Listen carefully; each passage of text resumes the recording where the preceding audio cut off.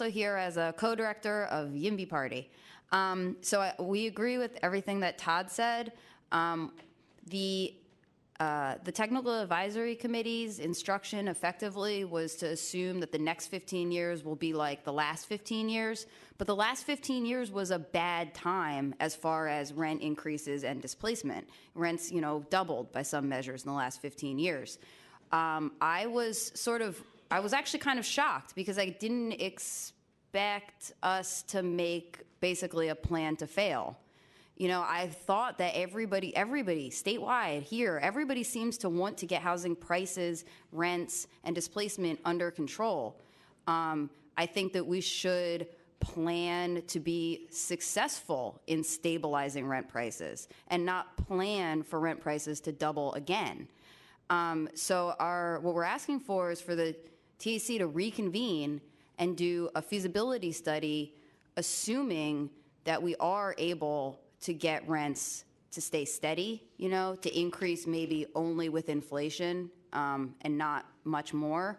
And that assumes that median incomes won't go so much up. So in San Francisco, the statistics about median income increasing is somewhat about people's incomes rising, but really it's about lower income people being displaced. So when you're looking at assuming that median incomes are going up, that's a proxy for assuming that people are going to continue to be displaced. In addition to re-estimating the TAC study, this is a very important decision, right? No need to rush into it.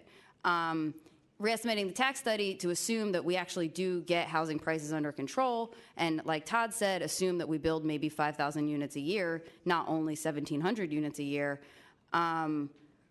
Also redo the Nexus study, because the Nexus study is what underlies the inclusionary program altogether. And the Nexus study is rife with errors. There are assumptions in the Nexus study that we know are not true.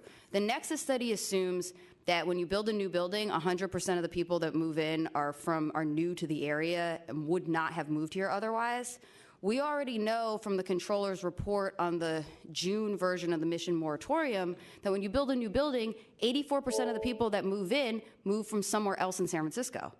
And that's just one of like 15 assumptions that statistically we know are not true. So the assumptions that are undergirding this whole TAC, for the report are, we have to like redo the whole thing. So thank you very much, and this will take a long time, but it's okay.